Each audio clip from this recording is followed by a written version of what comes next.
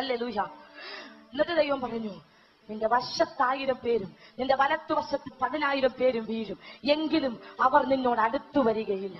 അപ്പോൾ എനിക്ക് ഇങ്ങനെ തോന്നി, 1000-ആയും 10,000-ആയും എനിക്കെതിരെ വരുന്നതിനെ എന്റെ ഇരുവശങ്ങളിലേക്കും ചിതറിച്ചു കളയുന്ന ദൈവത്തിന്റെ സാന്നിധ്യം എന്നോടുകൂടെ ഇരിക്കുകയാണല്ലോ എന്ന് ഞാൻ ധൈര്യപ്പെട്ടു. Price the Lord. ആ ദേശത്ത് നിന്ന് മാറിപ്പോയി. അടുത്ത ദേശത്ത് ഇതുപോലെ പ്രശ്നം ഉണ്ടാകുമ്പോൾ ഒത്തുതീർപ്പിന് ആരും വന്നില്ല.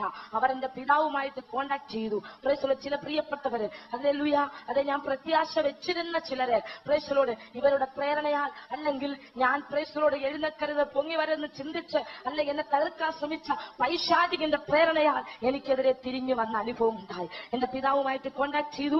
അദ്ദേഹം കൊടുക്കാമെന്ന് പറഞ്ഞ പാരിതോഷികത്തിൽ പ്രൈസ് ദി ലോർഡ് വീണുപോയിട്ട്, ഹല്ലേലൂയ, എന്നെ പിടിച്ച് തിരിച്ച് വീട്ടിൽ കൊണ്ടുപോകാൻ തയ്യാറായി വന്നു. വാഹനവുമായിട്ട് വന്നിട്ട് പറഞ്ഞു, നിന്റെ പിതാവ് ഒരു കുഴപ്പമില്ല, പ്രശ്നമില്ല, നിന്നെ കൊണ്ടു ചെല്ലാൻ പറഞ്ഞേക്കുക, നീ ഇവിടെയൊക്കെ വന്ന് ഇങ്ങനെ കണ്ട് കഷ്ടം അനുഭവിക്കുന്ന കണ്ടപ്പോൾ അവർക്ക് വേദനയുണ്ട്, വിഷമമുണ്ട്. Praise the lord. പോരെങ്കിൽ ദേശക്കാരും കൂടെ എന്നെ പ്രസ് ചെയ്തു, അവരും കൂടെ ഉപദേശിച്ചു, കുഞ്ഞെ നീ പോ, ഹല്ലേലൂയ, എന്തിനാ ഇവിടെ കിടന്ന് ഇങ്ങനെ കഷ്ടം അനുഭവിക്കുന്നത്, ഹല്ലേലൂയ, നീ ചെയ്യാത്ത കുറ്റത്തിന് നീ എന്തിനാ പ്രൈസ് ദി ലോർഡ്, ഹല്ലേലൂയ, അതെ, നീ ഇങ്ങനെ അനീതി അനുഭവിക്കുന്നത്, പോ എന്ന് പറഞ്ഞു. എന്നെ പിടിച്ചു വലിച്ച് വാഹനത്തിൽ കയറ്റാൻ തുടങ്ങി. അപ്പോൾ ഞാൻ പറഞ്ഞു, ഞാൻ നിങ്ങളോട് വരാം, ഒരു നിമിഷം ഞാൻ പ്രാർത്ഥിച്ചോട്ടെ എന്ന് പറഞ്ഞു. ഞാൻ അകത്ത് റൂമിൽ കയറി മുട്ടിന്മേന്ന് പ്രാർത്ഥിക്കുമ്പോൾ പെട്ടെന്ന് ദൈവാത്മാവ് യെശയ്യാപ്രവചനം 43:2 മുതൽ താഴോട്ട് വായിക്കാൻ പ്രേരണ വന്നു. ഞാൻ അതെടുത്ത് വായിക്കുമ്പോൾ അവിടെ ഇങ്ങനെ എഴുതിയിരിക്കുന്നു, വെള്ളത്തിൽ കൂടി കടക്കുമ്പോൾ ഞാൻ നിന്നോട് കൂടെ ഇരിക്കും, നദി നിന്നെ മുക്കിക്കളകയില്ല. Hallelujah, hallelujah. അപ്പോൾ എനിക്ക് തോന്നി, അത് വെള്ളത്തിന് നദിക്ക് സമാനമായ പ്രശ്നം വരും, ദൈവം എന്നോട് കൂടെ ഇരിക്കുമെന്ന്. എന്നാൽ വീട്ടിൽ ചെന്ന് ഇറങ്ങുമ്പോൾ എന്റെ പിതാവ്, ഹല്ലേലൂയ, പ്രൈസ് കൊണ്ടുവന്നവരെ അതെ യാത്ര അയച്ചിട്ട് തിരികെ വരുമ്പോൾ ഞാൻ മുറ്റത്ത് നിൽക്കുക, അകത്തോട്ട് കയറുന്നില്ല. കാരണം എന്റെ ചിന്ത ഇതാണ്, ഞാൻ മുറ്റം മുഴുവൻ ഇങ്ങനെ വീക്ഷിച്ചു. എന്റെ ചിന്ത ഇതാണ്, ദൈവമേ, എന്റെ ശരീരത്തിലെ എല്ലാ രക്തവും അതെ ഇവിടെ ഒഴുക്കിയിട്ടാണല്ലോ ഞാൻ ഇവിടെ നിന്ന് ഇറങ്ങിപ്പോയത്, എന്നെ ഇറക്കി വിട്ടത്. ഇനി എങ്ങനെ കർത്താവ്, ഇനി എന്തൊരു പ്രതികൂല ദൈവമേ എനിക്ക് വരാൻ പോകുന്നത് എന്ന് ചിന്തിച്ചോണ്ട് നിന്നതാ. Hallelujah, price the Lord. എന്റെ പിതാവ് ഇങ്ങോട്ട് വന്നിട്ട് നാട്ടുകാർ കണ്ടാൽ പിതാവിന് പ്രശ്നമുണ്ടാകും, രഹസ്യമായിട്ട് കൊണ്ടുവന്നതാ. നാട്ടുകാരെ കാണിക്കാൻ നിൽക്കുകയാണോ എന്ന് ചോദിച്ചിട്ട് മുടിക്ക് ചുറ്റിപ്പിടിച്ച് അകത്തോട്ട് കയറുന്നു പറഞ്ഞ് തള്ളി അകത്തേക്ക് വിട്ടു. അകത്തേക്ക് വിടുമ്പോൾ ചെന്ന് ഭിത്തിയിൽ അടിച്ച് ഞാൻ താഴെ വീണു. യേശുവെ എന്ന് വിളിക്കുമ്പോൾ ഓടി വന്ന് വായടച്ച് ചവിട്ടിയിട്ട് പറഞ്ഞു, ഈ യേശുവിനെ ഇനി നീ വിളിക്കരുത്. ഹല്ലേലൂയ. യേശു ദൈവമായിരുന്നെങ്കിൽ, നീ വിളിക്കുന്നത് പോലൊരു ശക്തിയുള്ളവനായിരുന്നെങ്കിൽ ഇപ്പോൾ തിരിച്ചിങ്ങോട്ട് വരാൻ അവൻ സമ്മതിക്കത്തില്ലായിരുന്നു. ഹല്ലേലൂയ. അതുകൊണ്ട് നീ അവനെ മറന്നു കളഞ്ഞേക്കാൻ പറഞ്ഞു. എന്നിട്ട് പള്ളിക്കാർക്ക് വിവരം കൊടുത്തു. Price the Lord. വിവാഹം നടത്താൻ ശ്രമിച്ചു. ഞാൻ പിതാവിനോട് പറഞ്ഞു, 2 വട്ടം നിങ്ങൾ ഒത്തിരി കാശ് ചെലവഴിച്ചു, എന്റെ വിവാഹത്തിന്റെ ക്രമീകരണങ്ങളെല്ലാം നിങ്ങൾ ഒരുക്കി, പക്ഷെ എന്റെ ദൈവം അത് ഇഷ്ടപ്പെടാത്തതുകൊണ്ട് ആ വിവാഹം നടന്നില്ല. അതുകൊണ്ട് ഞാൻ വിശ്വസിക്കുന്നു, ദൈവം എനിക്കൊരു വിവാഹം വെച്ചിട്ടുണ്ടെങ്കിൽ ദൈവവേലയ്ക്ക് സഹായമാകുന്ന, തുണയാകുന്ന ഒരു വ്യക്തിയെ ദൈവം എനിക്ക് ഒരുക്കും, അല്ല ഒരു മൗലവിയെ ഞാൻ വിവാഹം കഴിക്കത്തില്ലെന്ന് പറഞ്ഞു. പിതാവിന് ദേഷ്യമുണ്ടായി. പിടിയും വലിയും ഉന്തും തള്ളും നടക്കുമ്പോൾ പിതാവിന് ഇങ്ങനെ പറഞ്ഞുകൊണ്ടിരുന്നു, അതായത് നിന്നെ ഒരു ക്രിസ്ത്യാനിയെ വിവാഹം കഴിക്കാൻ ഞാൻ സമ്മതിക്കാം, പ്രൈസ് ദി ലോർഡ്, നീ കോടതിയിലോട്ട് ചെല്ലുമ്പോൾ കോടതി നടത്തി തരുമായിരിക്കും, പക്ഷെ അങ്ങനെ നീ ഒരു ക്രിസ്ത്യാനി വിവാഹം കഴിച്ച് നിന്നിൽ നിന്ന് ഇനി ഹറാമ്യ സന്തതികൾ, അത് ഇസ്ലാമിന് വിരുദ്ധമായിട്ട് പോയ നിന്നിൽ നിന്ന് സന്തതിയിൽ ക്രിസ്ത്യാനിയുടെ സന്തതി പിറന്ന് അതേ പ്രൈസ് എന്റെ കുടുംബത്തിന്റെ ശാപത്തിന്റെ പരമ്പരയെ വർദ്ധിപ്പിക്കാൻ ഞാൻ ഇഷ്ടപ്പെടുന്നില്ലെന്ന് പറഞ്ഞ് പ്രൈസ് ദി ലോർഡ് എന്നെ ആഞ്ഞ് ചവിട്ടുകയും ഉപദ്രവിക്കുകയും ചെയ്യാൻ തുടങ്ങി. ഈ സമയത്ത് എനിക്ക് പ്രൈസ് ദി ലോർഡ് ശക്തമായ വേദന എന്റെ ഉദരത്തിലുണ്ടായി. ഞാൻ ബോധം കെട്ട് താഴേക്ക് തീരുവാനിടയായി. എന്ത് സംഭവിച്ചെന്ന് എനിക്ക് അറിയത്തില്ല. Price the Lord. എന്നാൽ ഹല്ലേലൂയ, പിന്നീട് സംഭവിച്ചതെല്ലാം എന്റെ മാതാവും പിതാവും മറ്റുള്ള ചില ആൾക്കാരും പറഞ്ഞുള്ള കാര്യങ്ങളാണ് ഞാൻ ഈ പറയാൻ പോകുന്നത്. എന്റെ ഓർമ്മയിലുള്ള കാര്യമല്ല. ബോധം കെട്ട് താഴെ വീഴുമ്പോൾ അവർ നോക്കുമ്പോൾ അവർക്ക് തോന്നി ഞാൻ മരിച്ചുപോയെന്ന്. കാരണം എന്റെ ശരീരത്തിലെ ബ്ലഡ് പ്രൈസ് റൂമിൽ മുഴുവൻ ഒഴുകി നിറഞ്ഞു. ഹല്ലേലൂയ. അവർ നോക്കുമ്പോൾ പ്രൈസ് എന്റെ ഗർഭപാത്രത്തിന് ചലനമുണ്ടായി. ഹല്ലേലൂയ. പിതാവിന്റെ ചവിട്ടേറ്റിട്ട് പിതാവിന് ഭയമായി. കാരണം മരിച്ചുപോയെന്ന് നാട്ടുകാരറിഞ്ഞ പോലീസ് അദ്ദേഹത്തെ അറസ്റ്റ് ചെയ്യും. മാതാവിനോട് നിലവിളിക്കരുതെന്ന് പറഞ്ഞ് വായി തുണിതിരികെ റൂമിൽ ഒരറ്റത്ത് കെട്ടിയിട്ടു. സ്കൂളിൽ ചെന്ന് സഹോദരങ്ങൾ കൊച്ചുകുഞ്ഞുങ്ങളായതുകൊണ്ട് അവരുടെ വായിൽ രഹസ്യമരിക്കത്തില്ല, അതുകൊണ്ട് വിളിച്ച് ബന്ധുവിന്റെ വീട്ടിൽ കൊണ്ടുപോയി വിട്ടു. റൂമെല്ലാം പുറത്തു നിന്ന് പൂട്ടി. അവർ ദൂരദേശത്ത് പോകുകയാണെന്ന് എല്ലാവരോടും പറഞ്ഞിരുന്നു. അകത്ത് കയറിയിരുന്നു. രാത്രിയായി. റൂമിലെ രക്തമെല്ലാം പിതാവ് തുടച്ചു കളഞ്ഞിട്ട് എന്റെ ശരീരം ഒരു ചാക്കിൽ കെട്ടി ചുമന്ന് ഇത്തിക്കര നദി എന്ന് പറയും, ഞങ്ങളുടെ ദേശത്തൂടെ വീടിന്റെ ഭവനത്തിന്റെ അരികത്തൂടെ ഒഴുകുന്നത്, ഈ നദിയിലേക്ക് കൊണ്ടുവന്ന് ഇട്ടിട്ട് എന്റെ പിതാവ് മടങ്ങിപ്പോയി. ഹല്ലേലൂയ.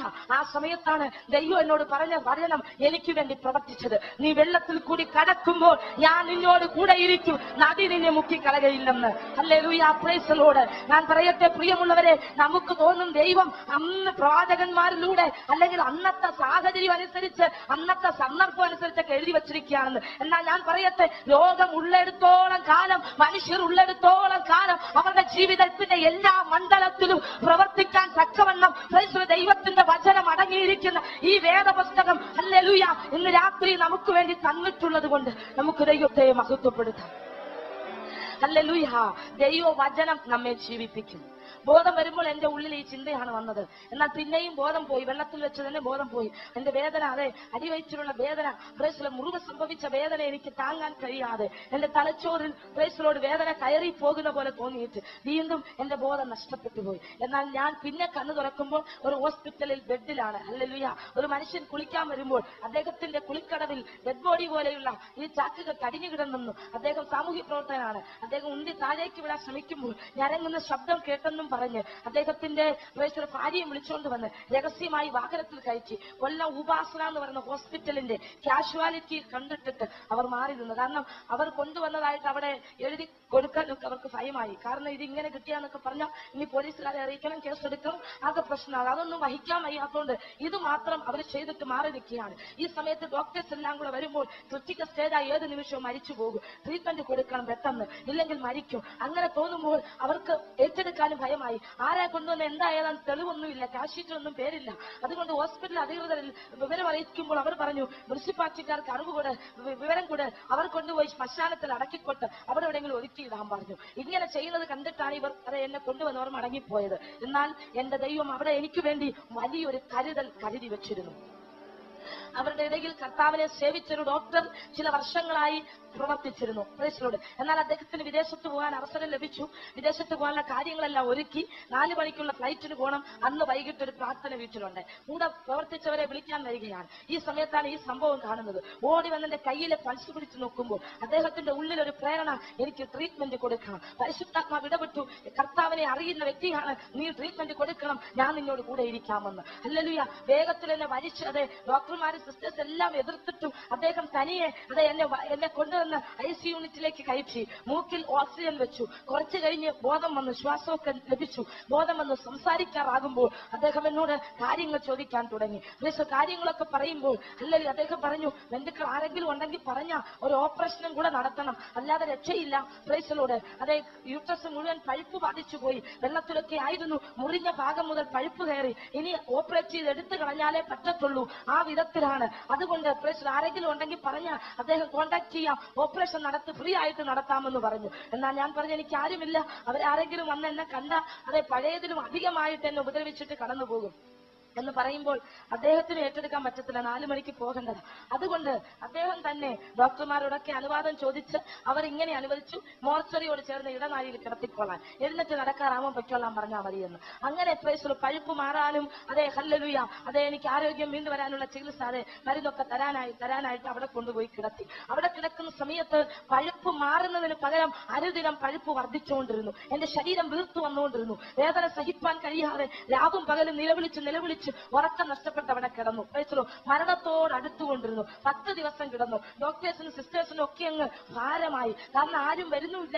ഇവിടെ നിന്ന് ഞാൻ ഇനി മരിക്കും എന്ന് തന്നെ അവർക്ക് തോന്നി. ഹല്ലേലൂയ.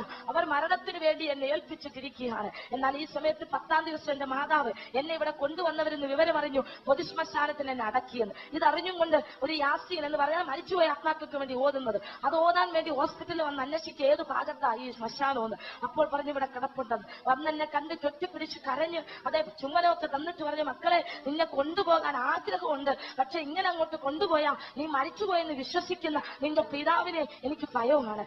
നീ എങ്ങനെയെങ്കിലും രക്ഷപ്പെട്ടാൽ നമുക്ക് കാണാം എന്ന് പറഞ്ഞ് അവർ ഇറങ്ങിപ്പോയി. ഞാൻ വലിയ വായിൽ നിലവിളിച്ചു എന്നെ കൊണ്ടുപോകണമെന്നൊക്കെ. പക്ഷെ അവർ തിരിഞ്ഞു നോക്കിയില്ല. അപ്പോൾ ഞാൻ ദൈവത്തോട് ഇങ്ങനെ പറഞ്ഞു, ദൈവമേ എന്നെ പ്രസവിച്ച സ്ത്രീ വരെ, എന്റെ മാതാവ് വരെ, ഉമ്മ വരെ തള്ളിക്കളയാൻ തക്കവണ്ണം നീ എന്തിനാ കർത്താവെ ഇവിടെ എന്നെ ഇപ്പൊ ഇങ്ങനെ ഇട്ടിരിക്കുന്നത്?